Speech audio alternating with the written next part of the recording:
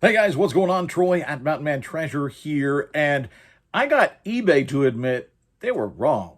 Mountain Man, Mountain Man. Treasures.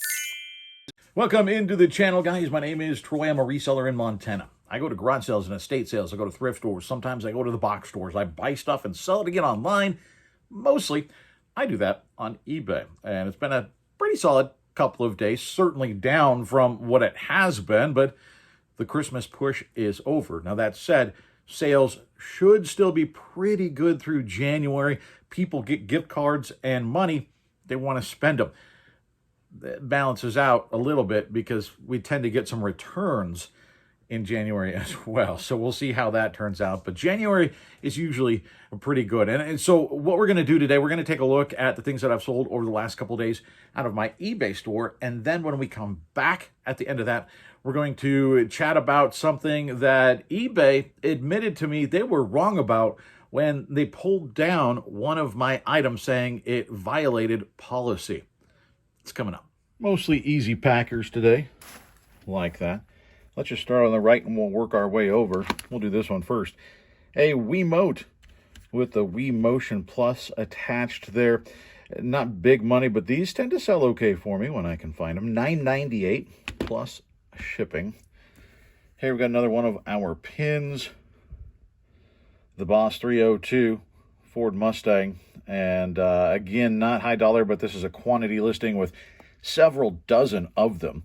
And I took an offer of $6 free shipping. So there's not a whole lot left. But like I said, it's a quantity listing, and these are super, super easy to list and ship. We've got the Book of the New Sun, Gene Wolfe. This is a pretty valuable book. This one's not in great condition. There's some flaws here on the dust jacket, but picked this up actually on a Whatnot auction and ended up selling it to Australia, $90.71 Australian dollars. Another Whatnot pickup. This one, I believe, American Arbitrage. Los Angeles Kings. Little strap-back dad hat. And this one went for $17 plus shipping. This, apparently I set for free shipping. Yeah, I don't know what I was thinking. A little Fox mug. So I accepted an offer on it, which I probably shouldn't have done, considering it was apparently, like I said, free shipping. I don't know what's going to be left after the end of that, but I think this was basically a freebie at a garage sale. So it doesn't really matter as long as I don't lose money, I guess. $16 free shipping. We got another Gravedigger going out. And this one they did ask, hey, can I upgrade to priority shipping? Maybe I can get it by Christmas. I told them, officially Monday is the deadline, and that's passed. But I can try, just can't promise anything.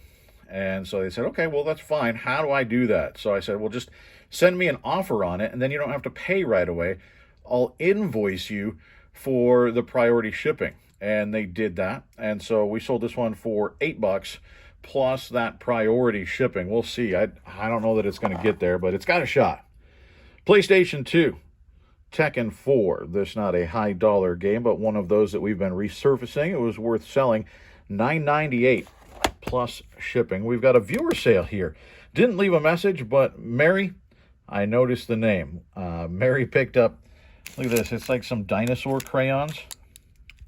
They're pretty cool. Stegosaurus there.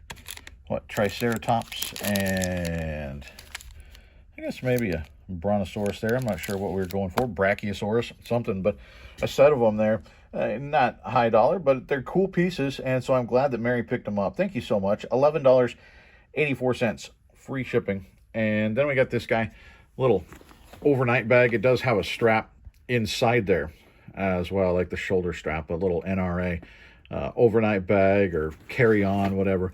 $9 on that guy. Small little pile going out, and that's going to be the case for the next few days as people get ready for Christmas, so not worried about it at all.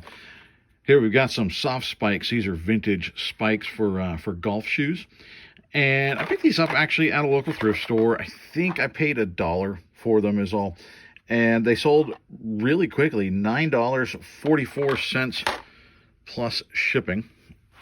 We've got here a vintage Polaroid camera bag case, just a soft-sided case, nothing fancy here, but it actually came with another camera inside it that didn't match. Sold the camera and thought, you know what, I'm going to list the bag too. I'm glad I did. $8.98 plus shipping on that. This I just resurfaced and listed yesterday. Mortal Kombat Deadly Alliance for the PlayStation 2. Not a real high dollar, especially since all I have is disc only, but it sold in about 12 hours or something, so I'll take it. $9.98 free shipping for that. This one is not a high dollar game. Rayman Raving Rabbits on the Wii. $5.98 free shipping for that. Lots of smalls going out today. This is pretty cool. It's got the little jingle bell inside there. It's actually going international, this little wreath brooch. 24.87 euros. Definitely going to make some money on that. Here, we've got some vintage Kenner batarangs. Pretty cool. Just some accessories, replacement parts for Batman. And these are going international as well. They're headed to Australia. Same buyer bought two of them for $9.98 plus international shipping. I think it's $17 shipping to get those.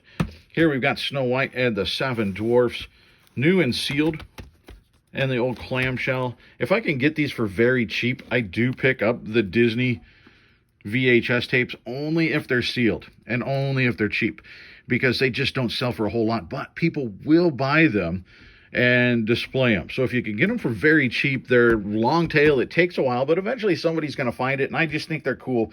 So I do pick them up if they're still sealed in there and in good shape. This sold for $5.49 plus shipping. So obviously not a lot of money in those, but they will sell for a few bucks. This just sold as I was packing things up or pulling things out to pack them up and show you. It's Catboy from PJ Masks. He was a quantity listing. I think I had 4 of them at one time. I'm now down to just 1. So not a lot of money on these, but they were part of a toy bag that I picked up, and there were other figures in there as well. So I listed him, especially because it's a quantity listing. $6.98 free shipping on that. So we'll make a couple bucks. Over here, we've got some Chacos. I feel like the market might have come down on these a little bit, but they sold relatively quickly. $19.19 plus shipping. Those will fit in, I believe, a padded flat rate envelope. And then here, I'm a big fan of Jurassic Park. You guys know that. And this Jurassic World. But the Indoraptor, this is really cool. It's super articulated there on the neck, in a couple spots on the arms, all over the place. The tail is articulated. This is a cool figure. And this is going to a viewer of the channel. It's actually going to the Fast Talking Flipper. And sent a very nice note saying they're just starting a YouTube channel as well. I'm not sure. I have to look it up if it's the Fast Talking Flipper on YouTube as well.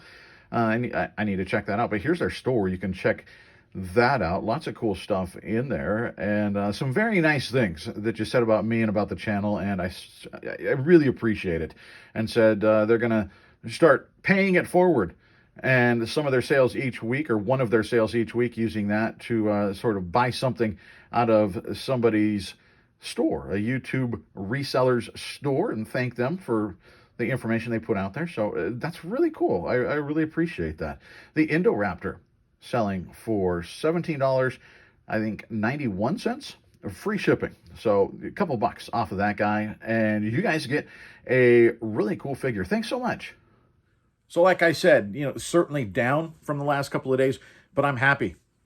Things are still moving out of the store, so you can't be mad at that. And can't be mad either at the fact that I got eBay to admit that they screwed up. There's a lot of people out there, anytime somebody says, hey, this happened to me and eBay didn't back me up. 100% every time that happens. They always back the buyer. They're just out to get the seller. They don't care. They don't. Hyperbole doesn't work with me. Not on that. It's just not true. Does it happen? Absolutely. And it's happened to me. We've talked about it. There have been times when eBay clearly, or at least from the seller's standpoint, clearly made a mistake or made an error in judgment, and they won't fix it. Yeah, that happens, right? but it doesn't happen every time. It just doesn't. And there's certainly not a reason to run away and quit eBay because every once in a while something goes against you. Balance that on the scale, right? Good far outweighs the bad. But the instance we're talking about, I actually got, if you guys remember a couple months back, we talked about me listing some license plates that got yanked by eBay, more than 100% sell-through rate on these things. They are old, but they didn't have a sticker on there indicating the age. And so it seemed like somebody probably reported my listing and it got taken down. They said I violated the government identification policy because the license plates were not demonstrably more than 3 years old. All of those listings are still up. They're still selling. I didn't look today, but they might have sold one in the last couple of days. I don't know. They seem to sell very well. I can't list mine on there. Well, what happens when you get things pulled down, you get that warning and they attach a message to it and they say, hey, this is just a warning letting you know you may not have been aware, yada, yada. But I just got a second violation in the same policy. And they sent me, again, a warning saying, hey, this is your final warning. Anything else, and basically I'm going to go to eBay jail if I violate this policy again. And that's not a good thing, right? You don't want to be on your last strike, right? Whether deserved or not, doesn't matter. Last strike. And so I go in and I look at it, and it seems they pulled down a patch. In fact, they pulled down this patch. There it is, right there. This is a Montana patch. It's a hunter education graduate patch. I don't know if they still run Hunter's Ed, but when I was a kid, they ran it. It was usually put on by a game warden. And you'd go through a book. It was a several-week class. You'd go like once a night for, however many days. And they taught gun safety, situational awareness, safety about if you're going to be out there in the elements, what happens if you get lost. They taught you all of those things. It was just to be safe. And when you graduated, you used to get something like this. Now, this is a pretty old one. This is a pretty old Hunter's Ed patch. And I got this with a lot of other patches and had listed them. I've sold a few. And this was listed for about $15, something like that. And this was what they pulled down, saying it violated a government identification thing. So I got in, I dug a little bit deeper because they give you a list of things. They say, well, here are the things that are or that are similar to that you can't list, right?